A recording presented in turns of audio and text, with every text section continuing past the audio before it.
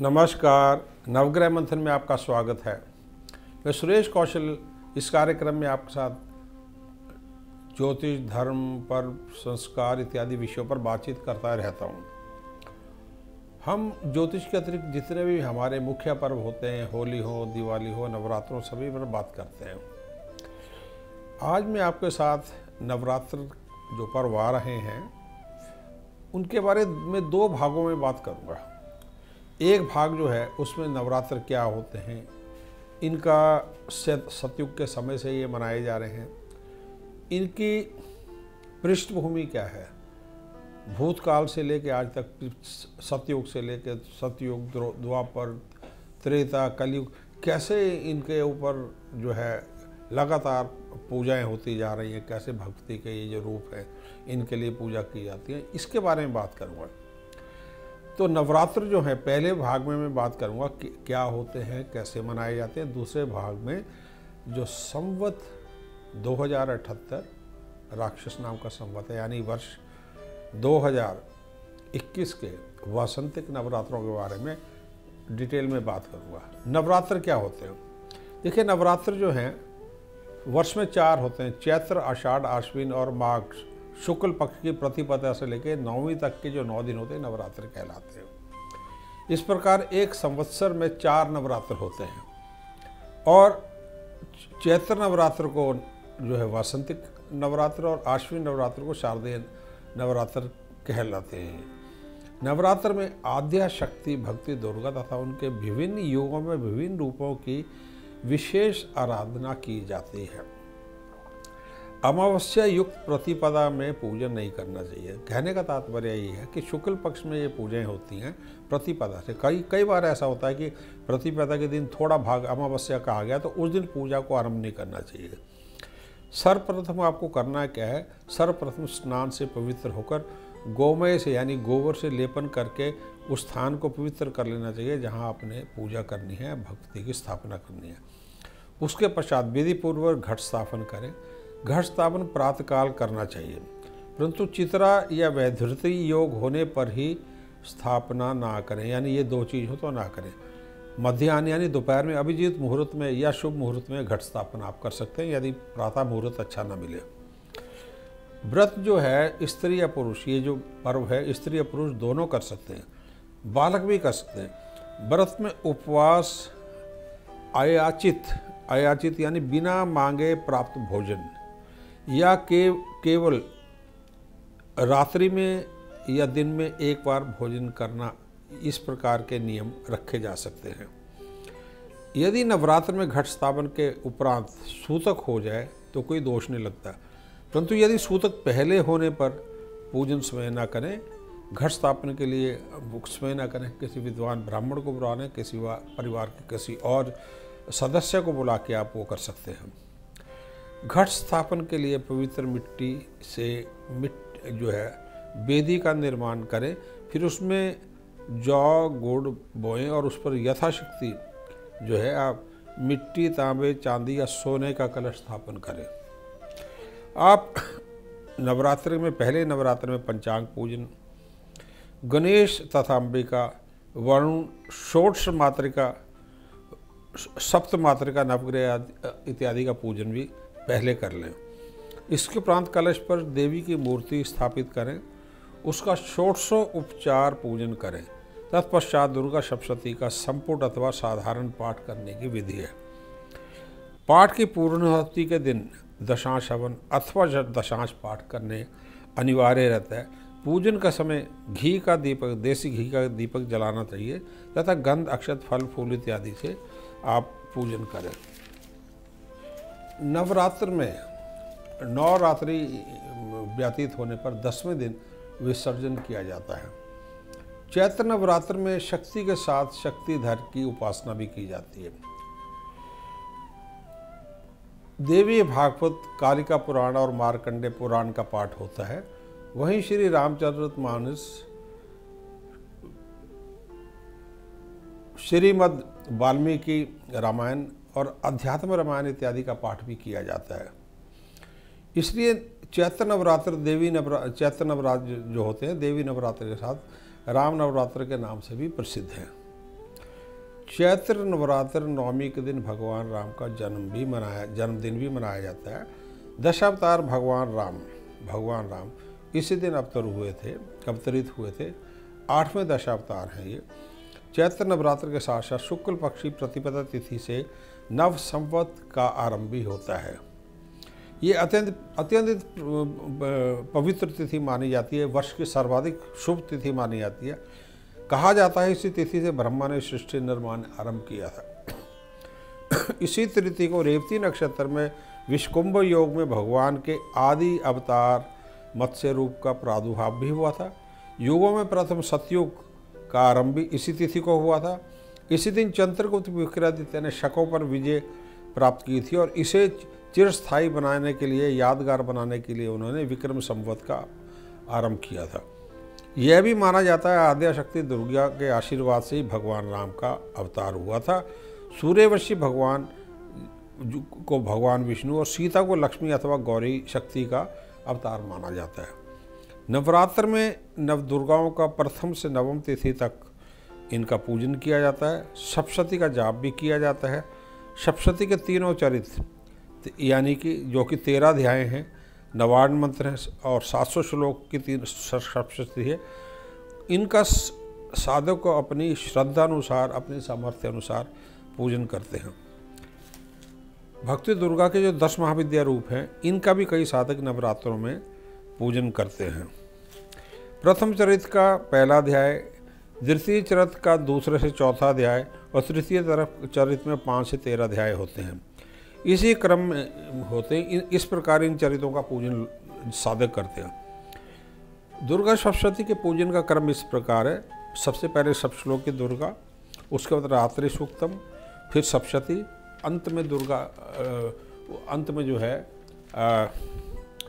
देवी सूक्तम का पाठ किया जाता है। नवदुर्गा जो नवरात्र हैं, इनमें 7 बहनों में भी इनके रूप हैं। ज्वाला जी, दुर्गा, चिंतपूर्णी, वैष्णो देवी, आशापुरी, नाना देवी और मनसा देवी। यदि बात करें तो 10 महाविद्याएं जो हैं, भक्ति के 10 महाविद्याओं के रूप भी हैं, वो इस प्रकार हैं। काली, तारा, भक्ति के जो 10 महाविद्याएं पुरातन काल से जिनके बारे में बहुत बात की जाती है, जिनको कुंडली रूप में भी देखा जाता है मानव शरीर में, जिनको शक्ति का पुरातन रूप है। आदि काल से ही काली जो है, जब अवतरण हुआ था सृष्टि का, उसके साथ ही काली के पूजन की बात की जाती है। 10 महाविद्याओं में पहली काली हैं, दूसरी तारा हैं, तीसरी षोडशी हैं, चौथी भुवनेश्वरी हैं। ये 4 जो है महाविद्याएं कहलाई जाती हैं। इसके पश्चात 5वीं भैरवी हैं, 6ठी छिन्नमस्तिका है। छिन्नमस्तिका जो है ये चिंतपूर्णी भी कहलाती हैं। 7वीं धूमा देवी, धूमावती, ये ज्वालामुखी है। ये तीनों विद्याएं हैं। पहले वाली 4 महाविद्याएं, ये तीनों विद्याएं। फिर आती हैं 3 और, बगलामुखी, मातंगी और कमला, ये तीनों सिद्ध विद्याएं हैं।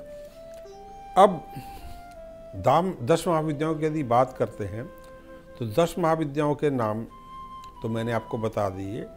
इसमें आप ये जान लें कि काली, तारा, षोडशी और भुवनेश्वरी, ये 4 महाविद्याएं हैं।